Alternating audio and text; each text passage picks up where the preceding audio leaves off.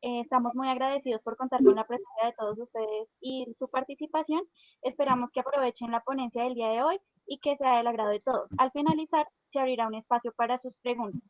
Recuerden que al finalizar también de cada jornada se dejará un link de asistencia que estará activo por 30 minutos y pues les pedimos que por favor utilicen el mismo correo con el que se inscribieron al evento.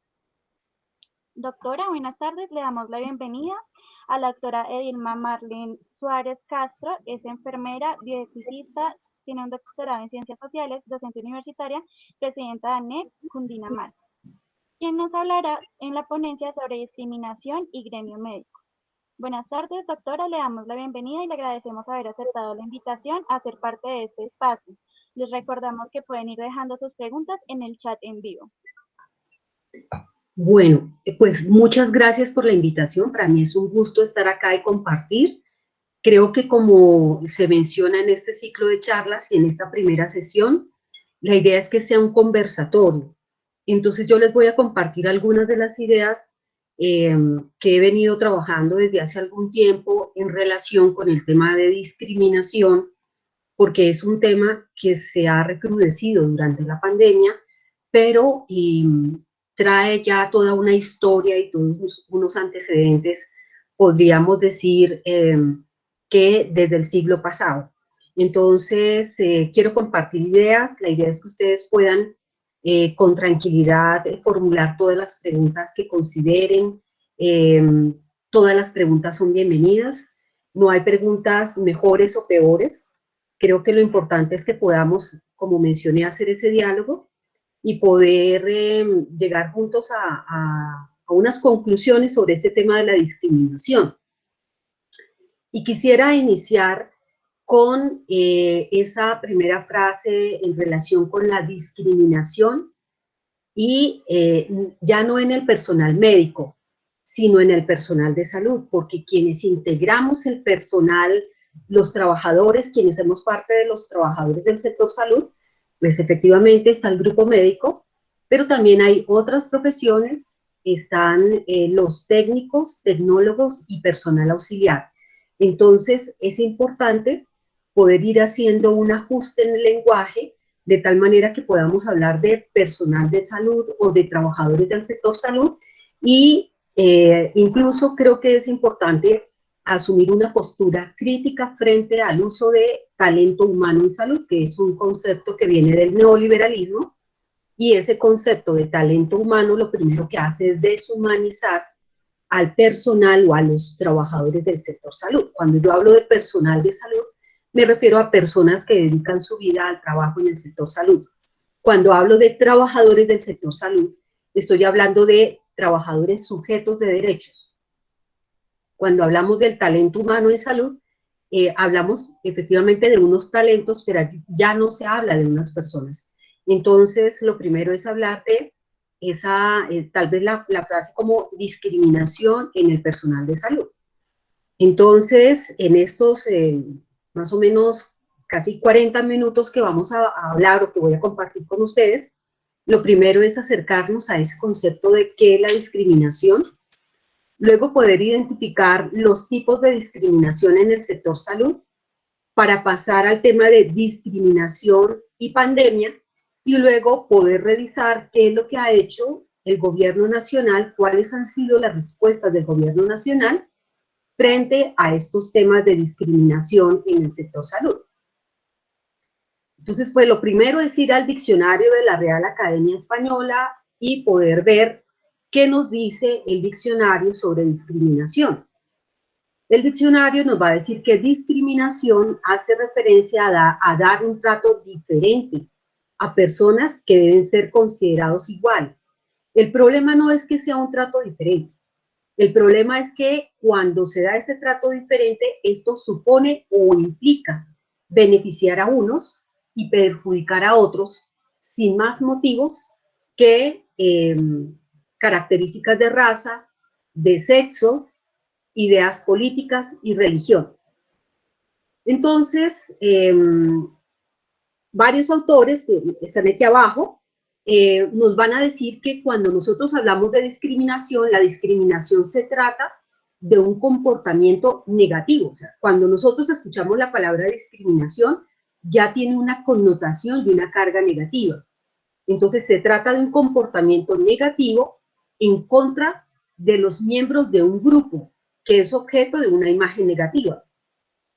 Estaríamos diciendo en este momento, si hablamos de discriminación hacia trabajadores del sector salud, estaríamos hablando o haciendo referencia a un comportamiento negativo en contra de esos trabajadores del sector salud. Y lo otro es la aparición de un comportamiento discriminante que está relacionado con ciertas condiciones sociales y psicológicas.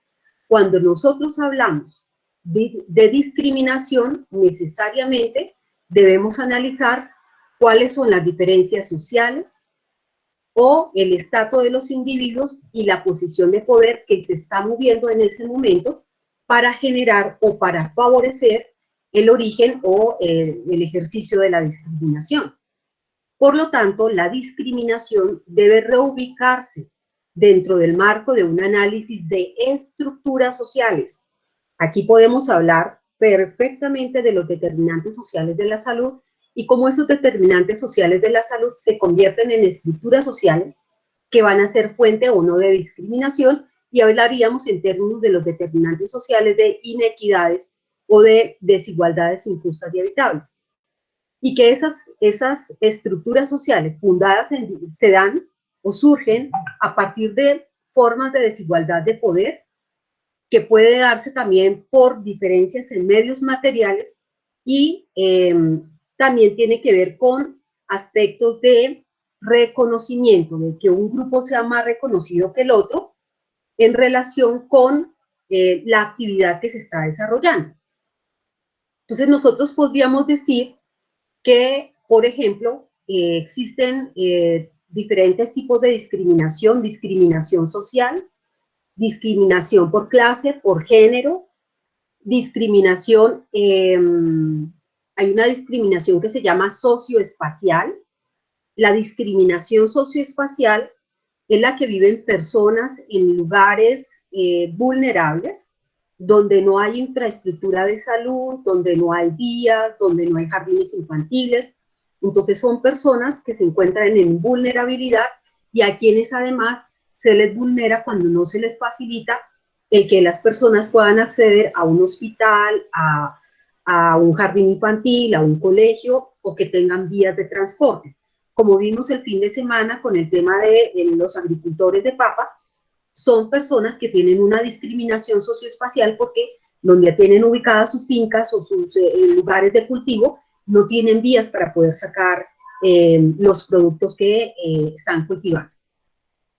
En el caso del sector salud, podemos hablar de, yo diría, de 4 tipos de discriminación.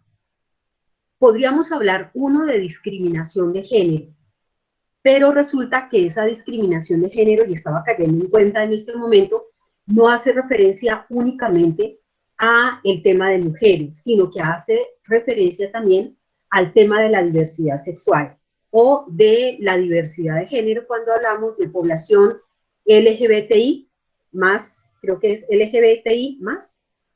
También hay otros tipos de discriminación que se dan a partir de la clase socioeconómica o de una idea de reconocimiento que lleva a ejercer una violencia jerárquica. Perdón. Voy a colocarme en manos libres. Hay otro tipo de discriminación, y esa discriminación es mucho más histórica. Podemos decir que es una discriminación que tiene cerca de unas casi 6 décadas en el tema de salud, y se relaciona con el conflicto armado en Colombia o las infracciones al derecho internacional humanitario y a la misión médica.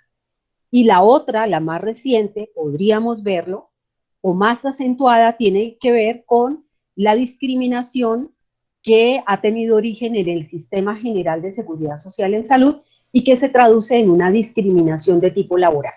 Entonces, para que ustedes vayan tomando nota de las inquietudes que surjan y poderlas discutir hacia el final de la presentación. Entonces, lo primero es poder ver cómo entendemos esta discriminación de género. Hay un estudio que les recomiendo, publicado por Erika Madeleine García y por Liliana Tapias, que se llama Discriminación y exclusión de las mujeres trabajadoras del sector salud en Colombia, y habla de un empleo, un tema pendiente para avanzar en la equidad de género en salud. Entonces, en esta investigación, pues lo que se va a mostrar es que existe un problema de género en el sector en forma de una discriminación explícita que se muestra claramente en la brecha salarial. Cuando nosotros vamos a revisar los datos del Observatorio de Talento Humano en Salud del Ministerio de Salud y Protección Social para el año 2018, encontramos que del 100% del personal auxiliar, el 85% son mujeres y el 15% son hombres. De los trabajadores técnicos y tecnólogos, el 63% son mujeres, el 37% son hombres. Y de los profesionales, todos los profesionales del sector salud, que incluye médicos, que incluye terapeutas respiratorios, terapeutas ocupacionales, fisioterapeutas, instrumentadoras, nutricionistas, odontólogos, enfermeros y enfermeras, de esos 337.961 profesionales, el 81% somos mujeres. Quiere decir que aproximadamente hay un 76% del personal o de todos los trabajadores del sector salud que somos mujeres, y que los trabajadores del sector salud en Colombia, hombres, equivalen al 24%, según estos datos del Observatorio de Talento Humano. Esta investigación lo que va a mostrar es esa discriminación explícita que se va a ver, se va a observar en las diferencias salariales, por ejemplo, o incluso en el reconocimiento que tienen algunos profesionales o algunas profesiones frente a otras. Hay también un problema que ya lo mencioné dentro de los tipos de discriminación, que es la discriminación de clase. En este caso hay una autora uruguaya y argentina, dos autoras, una uruguaya y una argentina, y ellas se preguntan, bueno, ¿cómo explicar la predominancia de una violencia laboral interna en el propio personal de salud? Y es que esa discriminación de clase que se da dentro del sector salud, que hace que unas profesiones sean o más reconocidas posiblemente que otras, lleva a que se dé en el ejercicio laboral, y que tal vez ustedes como estudiantes lo empiezan a observar desde ahora, se empieza a observar una violencia laboral dentro de las instituciones, especialmente del ámbito clínico. Estas autoras entonces van a decir que la emergencia de esa violencia laboral interna de los trabajadores del sector salud, que se reflejan problemas de acoso laboral, se vincula con una neutralización o disolución de las solidaridades colectivas. Y es que efectivamente tenemos unos grupos profesionales o de trabajo, o grupos, sí, por ejemplo, médicos, enfermeras, terapeutas, que trabajamos como islas y que realmente no se da un trabajo de solidaridad que nos permita hacer un trabajo también interdisciplinario para poder dar respuesta a las necesidades del paciente, o incluso poder pensar los problemas comunes, los problemas conjuntos que se viven entre las profesiones del sector salud, y podernos pensar conjuntamente esas soluciones. Y que esas condiciones, desafortunadamente, de disolución de las solidaridades colectivas, o que no permiten tejer un tejido, no permiten construir ese tejido social entre los trabajadores del sector salud, lo que hacen es favorecer la generación de violencia laboral, y están directamente vinculadas a las modalidades de gestión de las instituciones de salud y a las decisiones en materias de organización del trabajo en las instituciones de salud. Quiere decir que para poder trabajar o para poder generar otro clima, otro ambiente laboral que logre superar la discriminación que se vive al interior de las instituciones de salud, tenemos que repensarnos las modalidades en las que se gestiona a los trabajadores y al trabajo de quienes nos desempeñamos cotidianamente en temas de salud. Y que esto lleva a que los trabajadores del sector salud vivan un sufrimiento ético frente a lo que debe ser, pero a la realidad de lo que ocurre. Entonces, esos son aspectos que me parece a mí claves que ustedes puedan allí pensarse, ir ubicando y que podamos discutir.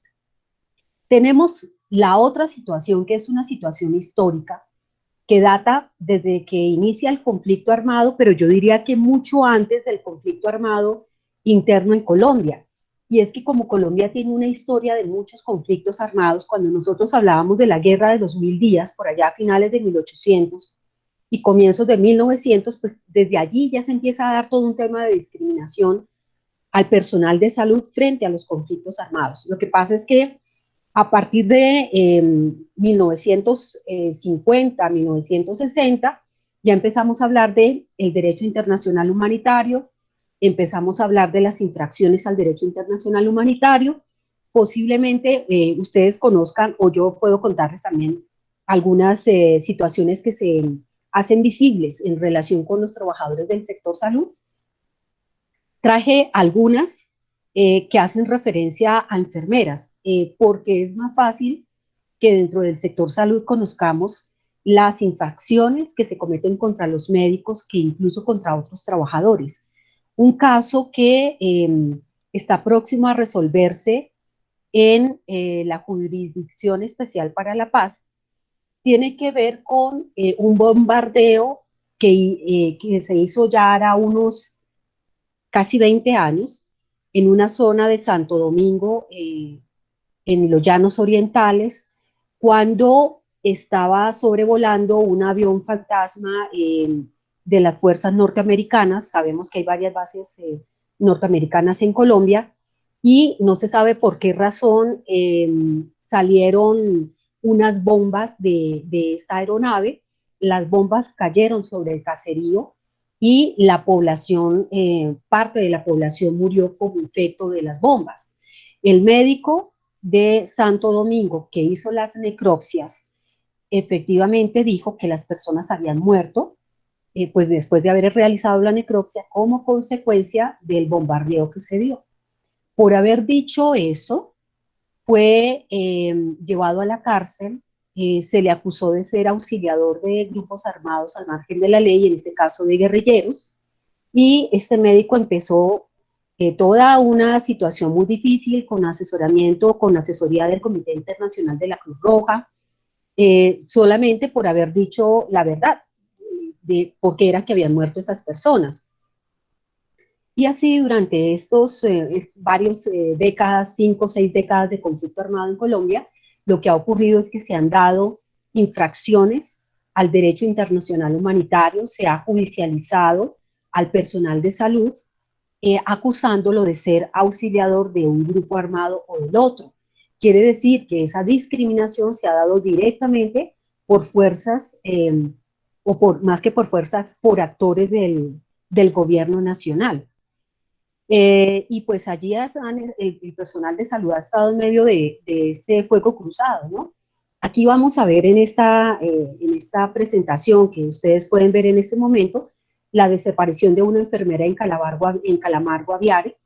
La enfermera era la encargada de asignar eh, los cupos del CISBEN para las personas que necesitaban régimen subsidiado.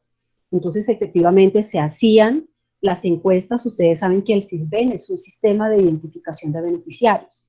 Se aplicaba la encuesta y dependiendo del puntaje, entonces la enfermera daba los cupos para las personas que necesitaban ingresar. En este territorio, sabemos también que allí pues no solamente está la guerrilla, sino que también estaban los paramilitares. Entonces los paramilitares empiezan a acusar a la enfermera de guerrillera y dicen que ella está asignando cupos o favoreciendo a la guerrilla. Y entonces la enfermera se dirigía a su sitio de trabajo, había viajado, estaba regresando a Calamar y es bajada del carro en el que viajaba, fue torturada, pues suena bastante amarillista, pero esto es lo que aparece en el reportaje, le quitaron las uñas con pinzas, fue desmembrada, jugaron fútbol con la cabeza de ella, y esto pues lo dice la mamá de la enfermera. recuerda apretando la única muñeca de trapo que no tiene nombre de Flor, pero que lleva el de su hija, Cristina. Y este es el testimonio de la mamá de Cristina, de la enfermera que trabajaba en Calamargo Aviar. La mamá de Cristina sabe cada detalle porque guarda en su bolso la confesión de uno de los paramilitares, de Jorge Miguel Díaz, que participó en el crimen. El hombre contó su versión en el año 2005 en el marco de la desmovilización de esas milicias de ultraderecha durante el gobierno de Álvaro Uribe Vélez. Y aquí pues vemos dónde se encuentra la noticia por si algunos de ustedes quieren profundizar. Pero además no es el único caso. También en enero, el 21 de enero del año pasado, la enfermera Laura Nayibe estaba haciendo su año de servicio social obligatorio en el municipio de Saravena, en Arauca, y se desconocen los móviles del asesinato, entonces no fue robo. Dice, se había dicho que se trataba de un robo, pero se conoció que al momento del hecho la víctima contaba con todas sus pertenencias, indicio de que era investigado, bueno, indicio que será investigado por las autoridades competentes, pero lo que se sabe es que en las zonas de conflicto y violencia, el personal de salud, llámese médicos, enfermeras, odontólogos, terapeutas, auxiliares de enfermería, en muchas oportunidades son amenazados por los grupos armados para que den atención en salud a las personas que se encuentran enfermas o heridas, y que pues es difícil negarse porque si la persona se niega, la vida corre peligro, pero además nosotros cuando nos graduamos hemos hecho unos juramentos en los que nos comprometemos a defender la vida o a trabajar por la vida y el bienestar de las personas, y también porque en estos momentos empieza a aplicar todo lo que está establecido desde el derecho internacional humanitario, cuando se habla de los principios, por ejemplo, de neutralidad e imparcialidad del personal de salud frente a las personas que requieren la atención, sean combatientes o no combatientes, y mucho más cuando, así lo dice el derecho internacional humanitario, cuando el combatiente ha sido caído en combate, empieza a ser una persona protegida, entonces es obligación del personal de salud dar atención.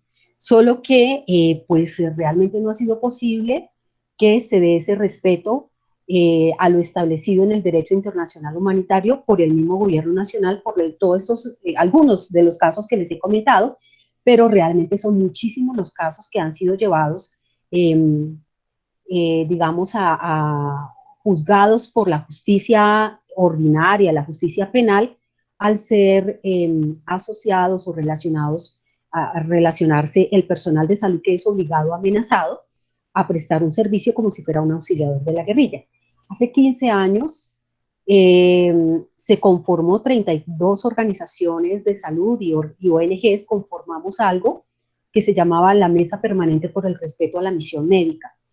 En ese momento empezamos a hacer una serie de capacitaciones en diferentes facultades de salud, de enfermería. Por ejemplo, yo soy profesora en la Universidad Javeriana, y en la Javeriana hicimos capacitación a todos los estudiantes de todas las carreras de salud para prepararlos para el momento en que se graduaran y fueran a llegar a hacer su año rural, para que conocieran las normas de seguridad en terreno y evitar estas situaciones que han tenido que vivir otros trabajadores. Pero este es otro tipo de discriminación que genera violencia, que genera injusticias y que desconoce el compromiso de los trabajadores del sector salud con la población.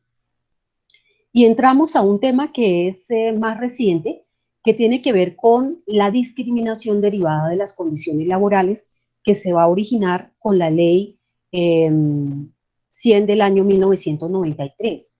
Y es que con la implementación de esta ley 100, lo que se empieza a hacer es que se empiezan a desaparecer la vinculación laboral directa. Lo que se hace en ese momento es crear unas cooperativas de trabajo asociado. Ya la vinculación entonces no es directa, es a través de la cooperativa. Se pierde, los trabajadores pierden la estabilidad, pierden la mayoría las prestaciones sociales, y estas cooperativas de trabajo retenían una parte de los honorarios. Luego, las cooperativas de trabajo asociado fueron, pues por todo lo que estaban haciendo, denunciadas, y ya no se cuenta con las cooperativas de trabajo asociado, sino que ahora se tienen contratos tercerizados. Las cooperativas es una forma de tercerización. Ahora se tienen otro tipo de contratos y esos contratos se hacen a través de los mal llamados sindicatos.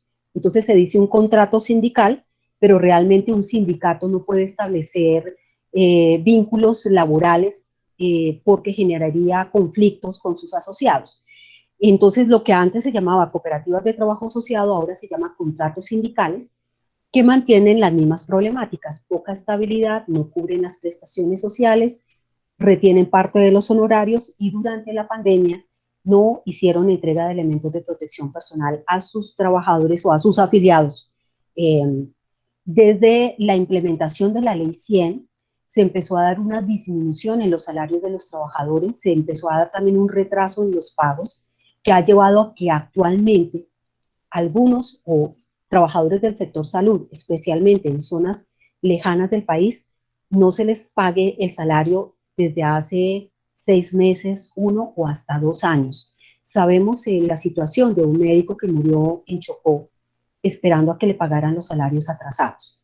Entonces, se ha venido dando esto desde la implementación de la Ley 100, la disminución de los salarios, el retraso de los pagos, que se complementaran los sueldos con bonos de canasta para hacerlos efectivos en supermercados y de esa manera se podía disminuir el monto con el cual se declara pensión, cesantías, en el caso de quienes tenemos pensiones o cesantías, y incluso con el que los trabajadores cotizan a la seguridad social, pues en este caso sería salud.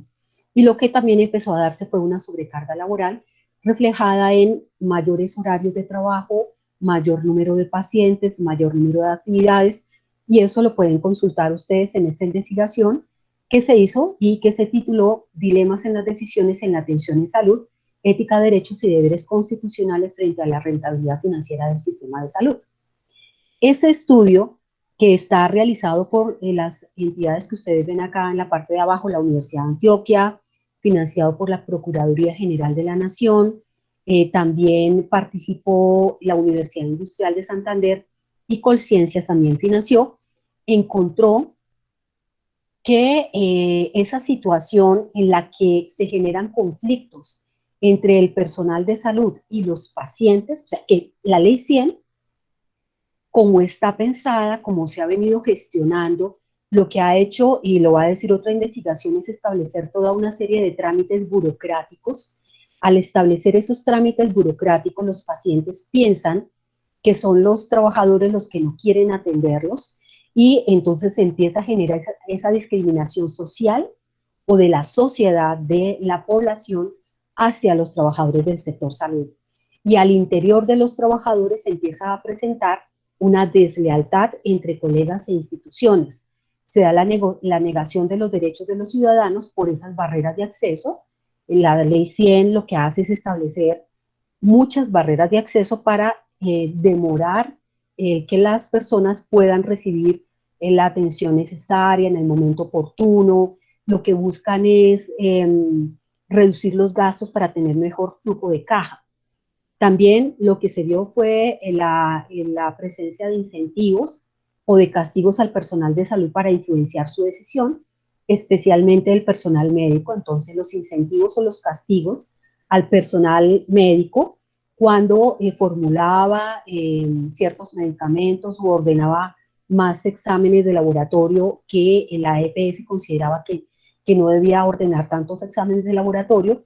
Y aquí es cuando empieza a surgir esa idea de que uno va al médico, dicen los pacientes, usuarios, clientes, es que uno va al médico y solo le dan aspirinas. Es la idea, el imaginario que se fue construyendo a partir de todas esas barreras que el sistema de un manejo de recursos en salud a través de entidades privadas empezó a propiciar. El otro problema fue el tema de las auditorías de facturas enfocadas a glosar las cuentas, no a brindar una mejor atención, sino a ver cómo se glosaban las cuentas, lo que llevó a o ha llevado a la quiebra de la red pública hospitalaria de muchos hospitales en el país, a exigir al personal de salud registrar servicios que no se habían prestado. Incluso se encontraron casos donde, esto para que lo tengamos presente, porque este tema de discriminación también estará relacionado con aspectos éticos y en algunos casos para facturar más, Entonces, había directivos médicos, o sea, médicos directores de programas de promoción de la salud y prevención de la enfermedad que ordenaban eh, registrar actividades como que no se habían hecho. Ejemplo, en una lista de servicios que se habían realizado aparecía la señora Margarita, planificación familiar, inserción de dispositivo intrauterino. Entonces llamaban a Margarita Sánchez. Y cuando contestaban, preguntaban por la señora Margarita Sánchez para saber cómo le había ido con la inserción de su dispositivo. Y decían, pues acá sí, efectivamente vive Margarita Sánchez, pero es que Margarita Sánchez tiene 6 meses de nacida. Y la habían registrado como una usuaria de un método de planificación familiar. Y así pasó con varios pacientes y eso pues se empezó a encontrar como una forma de poder recuperar o de facturar más un incentivo para que las EPS también hicieran auditorías para facturarlas, para glosar las facturas. Y limitar al usuario el acceso a información sobre derechos y red de servicios, nuevamente poniendo en conflicto al personal de salud con los pacientes, especialmente a los médicos. Y esto pues ha llevado a que se presenten situaciones como esta. Esto ocurrió en el 26 de mayo del 2019. El padre de una paciente hiere a tiros a una enfermera en el puesto de salud en la zona bananera. Samira Xiomara Giraldo Puche, de 41 años de edad, es la enfermera que estaba de turno cuando fue atacada por el acompañante de una paciente. El agresor pedía que le dieran prioridad a su hija, menor de edad, y al no encontrar una respuesta positiva, inicialmente insultó al personal, ahí dice médico, pero sería al personal de salud, y luego desenfundó el arma de fuego amenazando a los presentes e hirió a la enfermera. Afortunadamente no fue una herida de gravedad. Pero lo que sí ha venido ocurriendo es que el sistema de salud es el que promueve discriminación social de parte de la población, como lo vemos hacia los trabajadores del sector salud. Aquí tenemos otro caso, y en este caso lo que vemos es como dos casos en la madrugada del domingo en el Hospital Universitario del Caribe, donde llevaron varias personas heridas producto de una riña del barrio Los Calamares. Allí algunos sujetos atacaron con intimidaciones, agresiones verbales y físicas al auxiliar de enfermería Disney Blanco, quien les dijo que esperaran mientras buscaba una camilla. Mientras fue a buscar la camilla, por demorarse, cuando llegó con la camilla, la auxiliar de enfermería fue golpeada por estos sujetos. El segundo caso se presentó en la madrugada del lunes en la Clínica General del Caribe, donde una paciente arremetió contra la enfermera que la atendía porque ésta se negó a darle una incapacidad. En los hechos, la usuaria llegó a urgencias manifestando sentir un fuerte dolor de espalda. Ahí se le explicó lo que era el triage de algo ambulatorio como esto, pero ella solicitaba incapacidad, por lo que la enfermera jefe le dijo que no era necesario. Ante esto, la mujer se alteró y le provocó una herida en el rostro a la trabajadora médica. Por ejemplo, acá no es trabajadora médica, es a la trabajadora del sector salud, y además le arrancó un mechón del cabello. Bueno, ¿cuáles han sido las respuestas del gobierno frente a estas situaciones? El año pasado, a comienzos, no a mitad, no, casi a finales de año, el Ministerio de Trabajo sacó esta cartilla que se llama Prevención y Protección de Agresiones y Violencia contra los Trabajadores del Sector Salud. Y en esa cartilla más o menos dice cómo hacer para identificar si el paciente o la familia están enojados, molestos, y qué hacer para evitar que se comporten de una manera agresiva y violenta. Y en el caso de que llegaran a tener una respuesta agresiva y violenta, ¿cuál sería la ruta? Pero en ningún momento realmente se están tomando acciones para disminuir esa discriminación que están viviendo o estamos viviendo todos los trabajadores del sector salud. Entonces aquí lo que vemos es que es necesario identificar las fuerzas que generan jerarquías y conflicto interpersonal, así como subrayar también el papel político discursivo que tienen en consecuencia la violencia interpersonal para fomentar la violencia. Lo que se da aquí finalmente cuando hablamos de la discriminación es una violencia simbólica. Cuando el gobierno dice en pandemia que lo que pasa es que hay un carrusel del COVID, entonces, claro, lo que está diciendo es que el que no se atienda a los pacientes es porque los profesionales de salud no lo quieren hacer y porque tienen un negocio.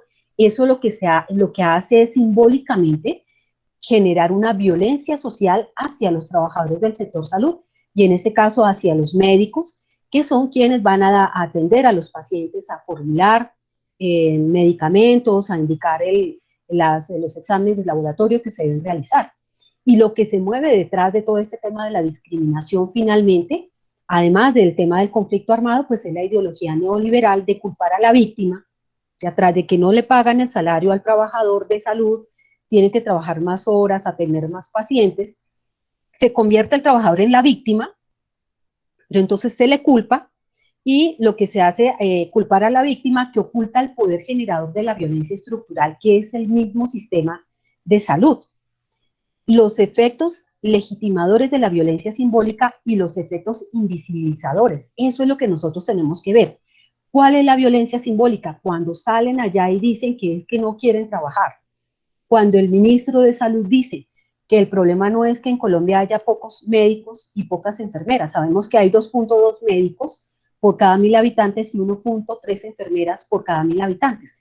Es un número muy bajo de profesionales para el volumen de población. Entonces, cuando el ministro dice, no, pero acá no hablemos del número, hablemos de la calidad. El problema tampoco es la calidad, porque estamos hablando de personas que se han venido formando, pensemos en los médicos, enfermeras, fisioterapeutas, terapeutas respiratorias, especialistas en unidades de cuidados intensivos, a quienes no se les ha dado los elementos de protección personal, han enfermado y han muerto. ¿Y cuántos años se demoró la persona, este trabajador o este profesional, en formarse para llegar a trabajar en una unidad de cuidados intensivos? ¿Cuánto se demora un país en tener a un trabajador especializado? Y cómo realmente lo que se hace es negar eso, que el esfuerzo lo hace individualmente el sujeto o el trabajador, más no el gobierno. Y que lo que necesitamos es visibilizar esa forma de violencia en lugar de normalizar la violencia, porque lo que vimos o lo que vivimos al interior de las instituciones de salud es una violencia normalizada. Aquí podemos ver que ha ocurrido actualmente en la pandemia, de acuerdo a la Mesa de Monitoreo Crítico de Condiciones de Bioseguridad y Condiciones Laborales, de la cual yo hago parte, encontramos en cerca de casi 3.000 personas que contestaron la encuesta, o trabajadores del sector salud, el 31% manifestaba discriminación por parte de la comunidad, que creo que eso lo vimos claramente con todo lo que se movió en redes sociales, un aumento en los horarios de trabajo, disminución del salario, excesivo aumento de la carga, acoso laboral, llevaron o estaban obligando a que los trabajadores tomaran licencia no remunerada, insinuación de renuncia voluntaria, cambio en la forma de contratación, y aquí arriba era discriminación por personas de la comunidad, pero acá el 2.4 refirió violencia física por agentes de la comunidad o por pacientes. Pero también sabemos que esto no solamente se ha dado durante la pandemia, sino que antes de la pandemia ya se venía dando un tema de violencia por parte de pacientes y familiares hacia los trabajadores del sector salud. Aquí vemos qué ha ocurrido con la entrega de elementos de protección personal, que es también una discriminación. O sea, ¿cómo así que a el personal que trabaja, las personas que trabajan en los juzgados, les dieron elementos de protección personal completos, de la mejor calidad, y a los trabajadores del sector salud que no pueden parar, no se les entrega los elementos completos, y si se les entrega, no se les entrega con buena calidad? Entonces acá vemos al 77% no les entregaron delantal o peto protector, no se hacía o se hace entrega de uniformes quirúrgicos, vean casi el 95% de restricción en guantes, al 36% no se le entregaban las batas, al 56% polainas, al 31% gorros, al 44% gafas, al 54% no se les hacía entrega del protector facial, casi al 50%, y todavía hay restricción con la entrega del N95, y aunque es bajo, pero los trabajadores todos deberían tener por lo menos la mascarilla quirúrgica o el tapabocas.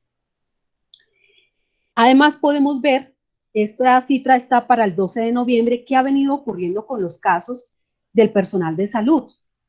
Entonces aquí en azul trabajadores de salud con COVID, ¿no? En azul tenemos al personal de enfermería, enfermeras y auxiliares. Luego en color naranja tenemos a los médicos. Y aquí es donde también es importante ver por qué no solamente podemos hablar de personal médico o de trabajadores médicos, sino de personal de salud, porque en este color gris tenemos al personal administrativo al que no sabemos por qué razón se ha venido dando un mayor número de casos de contagio por COVID.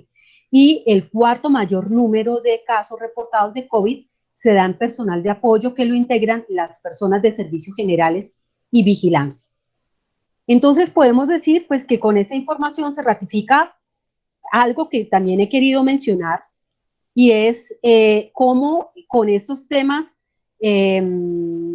cómo con la ley 100 lo que se ha venido dando es una precarización laboral que se ve mucho más recrudecida ahora durante la pandemia, que la pandemia ha generado incremento en la pérdida de condiciones laborales, particularmente lo relacionado con incremento en la carga de trabajo en un 31%, un incremento en la jornada laboral del 21%, una disminución en el salario, y que eso se ha dado porque cuando las personas que están en planta, que son muy pocas, se enferman, no se contrata a alguien más, sino que los compañeros que están ahí en el servicio tienen que doblarse de turno para poder cubrir a su compañero que está en cuarentena.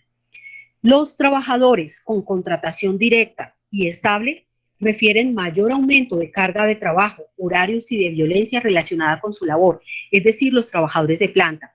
Los trabajadores sin esas condiciones, o sea, los trabajadores por órdenes de prestación de servicios, refieren también mayor acoso laboral, discriminación por la comunidad, insinuación de renuncia, disminución del salario, toma de licencia no remunerada y, bueno, aunque estos, bueno, de acuerdo a las estadísticas no fueron, o a los datos estadísticamente significativos, sin embargo sí aparecieron allí.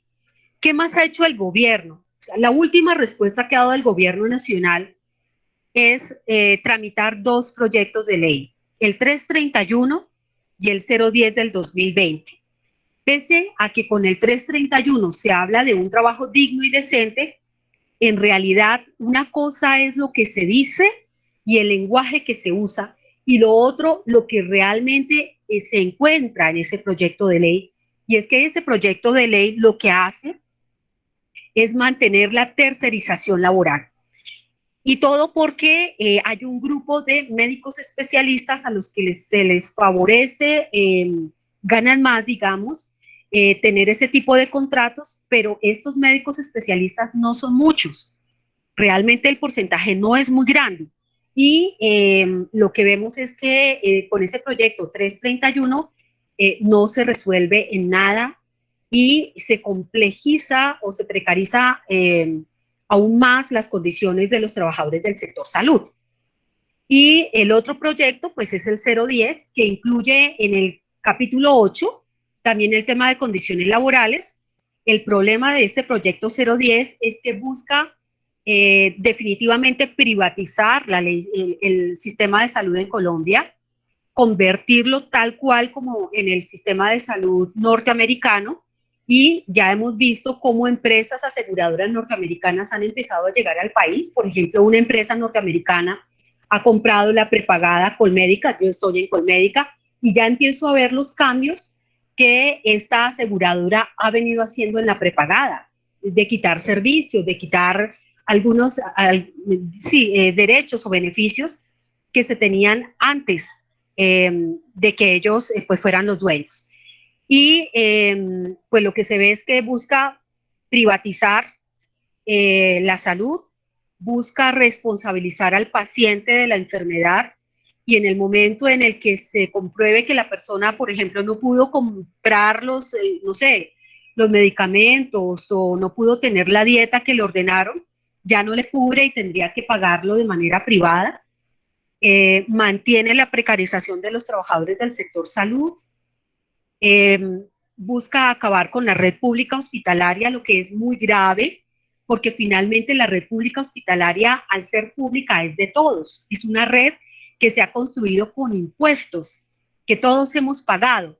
y en el momento en que estos hospitales se quiebran, entonces son comprados por empresas extranjeras que luego lo que hacen es precarizar, quitar derechos de los trabajadores, y lo que se está haciendo en Bogotá, por ejemplo, con el tema de las alianzas público-privadas, donde entidades extranjeras vienen a construir hospitales públicos, es que luego ellos se van a encargar de administrar esos hospitales y los trabajadores de salud quedarán allí bajo lo que estas personas quieran hacer, lo que les quieran pagar, los horarios que quieran imponer por esta desregularización y pérdida de derechos laborales. Entonces lo que vemos es que históricamente en Colombia se ha venido dando toda una discriminación contra los trabajadores del sector salud, que se ha acentuado con el tiempo, posiblemente o no posiblemente, desde la ley se ha acentuado, pero que además el gobierno nacional tampoco da respuestas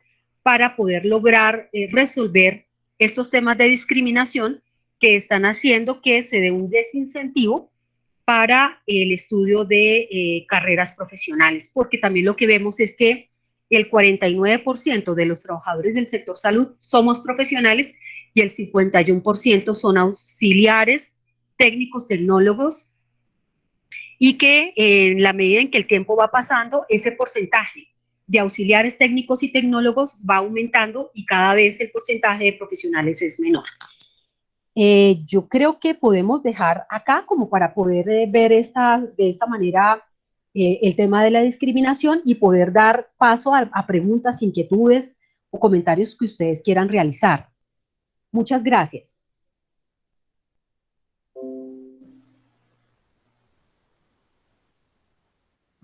Bueno, muchas gracias, doctora. Maravillosa ponencia. Esperamos que les haya gustado a todos. Ahora responderemos las preguntas que han sido dejadas en el chat en vivo, entonces pueden comenzar a hacer las preguntas. Recordarles que la palabra clave del día de hoy es segregación.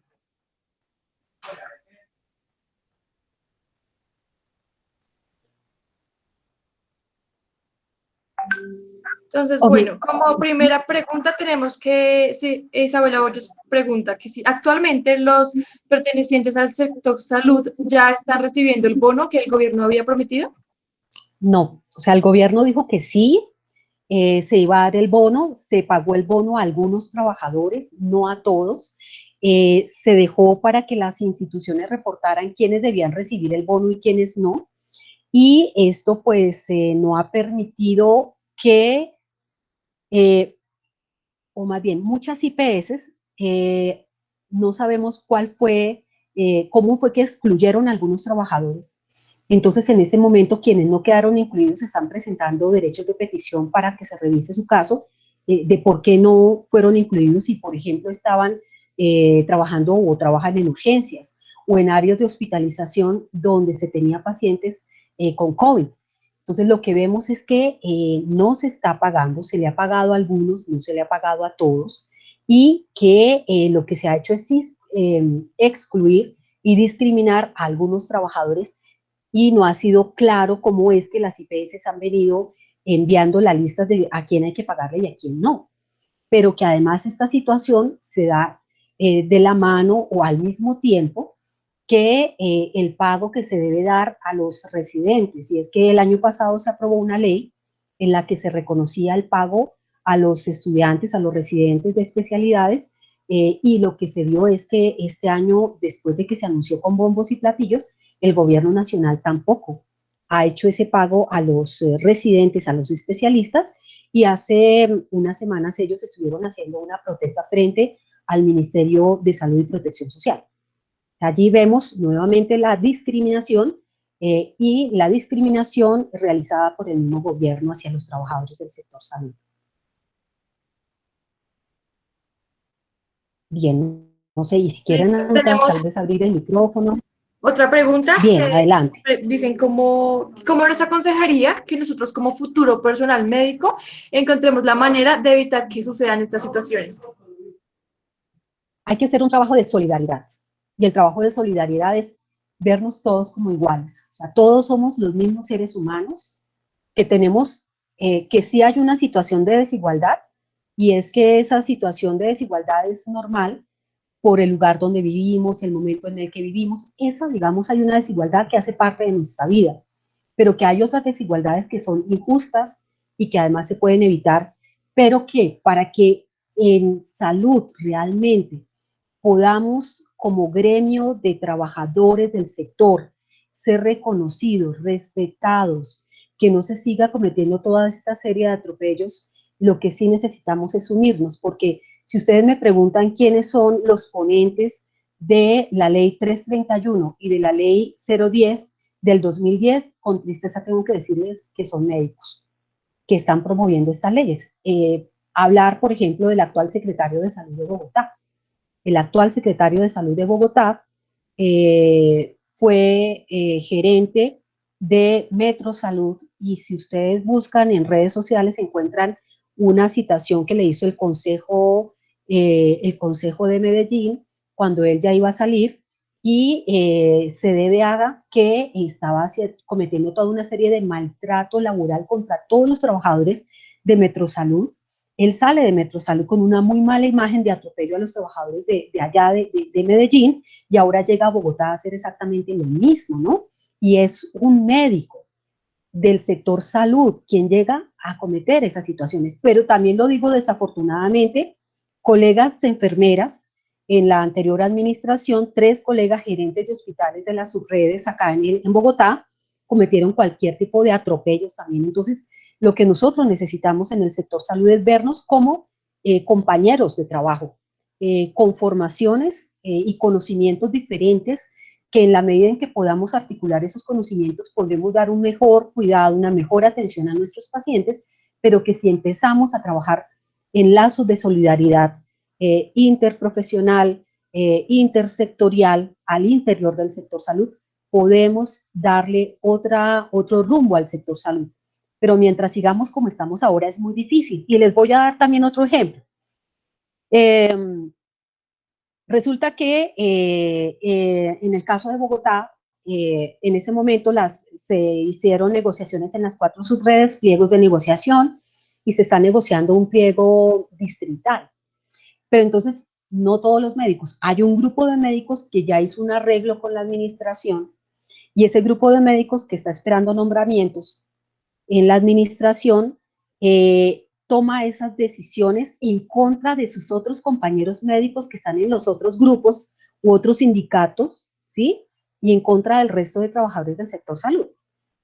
Pero ahí es a donde quiero ir, a cuál es el sentido de lo que nosotros hacemos y de lo que estudiamos. O sea, cuando uno habla del valor de la vida del paciente, pues yo creo que también tiene que ver con el valor de la vida en todas sus manifestaciones, y que lo que ocurra con la mía está articulado con lo que ocurre con la vida del otro.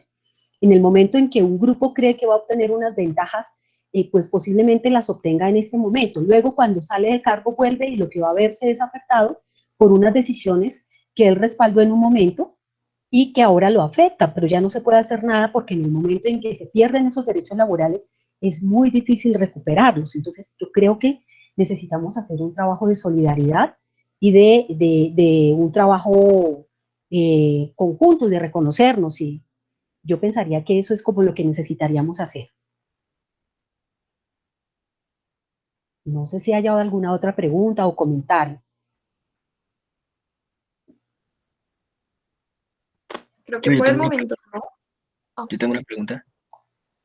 Hola, buenas tardes, Sí, doctora. sí. Mira, es que yo te quería preguntar cómo se puede mitigar de pronto esa violencia que pueda aparecer debido al conflicto armado y en zonas rurales, el personal de salud. ¿Cómo mitigarlo? Pues como recomendaciones ahí, como que ya supongamos que vayamos a ir a hacer el rural y queremos ir a una zona roja, supongamos, no sé, algo. Sí, en este momento la comisión, les voy a decir, tuvimos una reunión el martes. El martes tuvimos una reunión para hacer una evaluación de lo que se viene haciendo. Ya les doy el nombre. Ahí está Saúl Franco.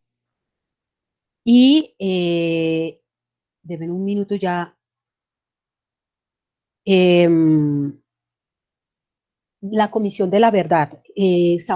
Saúl Franco, médico saludista, es uno de los comisionados que está allí en la Comisión de la Verdad. Saúl Franco estuvo liderando en el año 2003 esta mesa de respeto por la misión médica, la mesa duró un tiempo, luego pues se desapareció la mesa, pero Saúl ha venido haciendo un trabajo importante que ha retomado ahora desde la comisión, y en esta reunión que tuvimos estaba el representante de facultades de medicina, y la idea es que lo que hicimos en algún momento las facultades, la ASCOFAME, y que también hizo ACOFA en la Asociación Colombiana de Facultades de Enfermería, fue empezar a hacer un trabajo con los estudiantes hablando del contexto económico, social y político, porque pues no se trata solamente de ver la fisiopatología, la farmacología y lo demás, sino que necesitamos conocer el contexto en el cual vamos a ejercer nuestra profesión, y a los lugares, el contexto al lugar al cual vamos a ir a hacer, por ejemplo, el rural o a trabajar, y conocer allí varios libros que ustedes pueden encontrar en internet que hablan sobre el derecho internacional humanitario y la misión médica, y en esos libros van a encontrar las normas de protección en terreno y cuál es la ruta en el caso en el que sean amenazados, y hay toda una ruta para poder reportar y luego no terminar siendo judicializado por haber dado una atención bajo la amenaza de un grupo armado al margen de la ley. Entonces, pero el compromiso de la facultad es retomarlo. En este momento, el trabajo que ha hecho la comisión ha permitido que muchas personas puedan reconocerse como víctimas del conflicto armado. Varios de nuestros egresados de enfermería se dieron cuenta que se habían cometido infracciones contra la misión médica y contra ellos como integrantes de la misión médica. Y algo acá interesante es que los convenios de Ginebra van a definir a la misión médica como el personal temporal o el personal definitivo. El personal definitivo, que es permanente, más que definitivo, permanente, es todo el personal, personal profesional, técnico y tecnólogo que se ha formado para dar atención a los pacientes. Y va a hablar de un personal que es temporal, y que es temporal en tanto contribuye a atender a los pacientes, que sería el personal administrativo, el personal de apoyo, porque ahí también estaría, por ejemplo, los conductores de ambulancias. En tanto la persona es conductor de una ambulancia, es personal sanitario o personal médico protegido. Una vez deja de trabajar como conductor de la ambulancia y se dedica a otra cosa, deja de ser personal protegido. Pero yo sí creo que en este país, en donde llevamos tantos años de conflicto, nuestras facultades deben seguir trabajando el tema de la misión médica. Sí, acá creo que hay otra pregunta. Dice, durante la pandemia, las inconsistencias presentadas. Sí, adelante. Las inconsistencias presentadas con la entrega de elementos. Sí, continúa.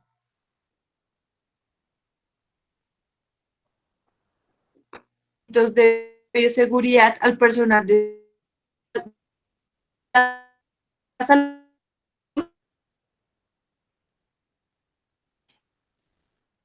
Elementos. Bueno, les cuento que aquí hay mucho conflicto con el tema de entrega de elementos de protección personal, porque las ARLs dicen que ellos ya hicieron su tarea, están haciendo una segunda entrega. De esa segunda entrega van a, del 100% de elementos de protección personal, solamente van a entregar el 60%, y dicen que van a guardar el 40% por si acaso se necesita más adelante, cosa absurda, porque lo que estamos viendo también es que pese a que el Instituto Nacional de Salud dice que son más o menos cerca de 100 personas o 100 trabajadores de salud quienes han muerto, realmente son casi 170 los trabajadores del sector salud que han muerto. Entonces, que no son directamente relacionados con el COVID institucional, porque entonces adquirió el COVID en el comedor del hospital, pero que no es COVID, que no se relaciona con el trabajo. O sea, aquí lo que vemos es que las ARLs se han hecho los de la vista gorda, como dicen, para no reconocer a los trabajadores del sector salud que han tenido la infección por COVID, pero que además las IPS tampoco han reportado a sus trabajadores, y que muchos de los trabajadores tienen que seguir trabajando pese a que tienen COVID positivos, y que no a todos les entregan los elementos de protección personal, y que esos elementos de protección personal tampoco son de la mejor calidad, y muchos de los trabajadores quienes han tenido recursos han tenido que comprar estos elementos para evitar infectarse y también evitar llevar la enfermedad a sus hogares. O sea, aquí tenemos un vacío muy grande, pese a todas esas programas de televisión de las 6 de la tarde, pues eso, lo que se dice a las 6 de la tarde, en el programa del presidente es todo lo contrario a la realidad que aún se sigue viviendo, que aún se tiene, sobre todo cuando estamos esperando un segundo pico ahora en el mes de diciembre. O sea, este tema sigue siendo muy, muy frágil, lo hemos, las diferentes organizaciones de salud, hemos hablado con la Procuraduría, la Defensoría del Pueblo, la Fiscalía, el ministro de Salud, el viceministro, y ya el viceministro lo que nos dice, sí, yo sé que estas son las condiciones y pues bueno, nada que hacer. Esa es la realidad que tenemos en este momento y lo que vemos es que con la aprobación de ese proyecto 331 y del 010, pues va a ser mucho peor la situación, no solo para los pacientes, que además nosotros también somos sujetos que nos podemos enfermar, sino para nosotros también como trabajadores.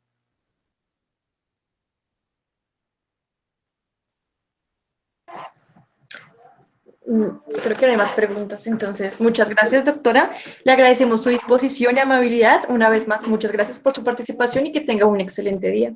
Muchas gracias. Muchas gracias. A nuestros asistentes de primer día, pues darles las gracias por asistir al ciclo de charlas sobre discriminación en el personal médico. Les recordamos que nuestra segunda sesión será el próximo 19 de noviembre del 2020 a las 11 a.m. con la doctora Jessica Flores, con la ponencia Mujeres en la Medicina, un tema de inclusión. A continuación enviaremos el link de asistencia por el chat. Recuerden que la palabra clave es segregación. Hasta pronto y nuevamente muchas gracias.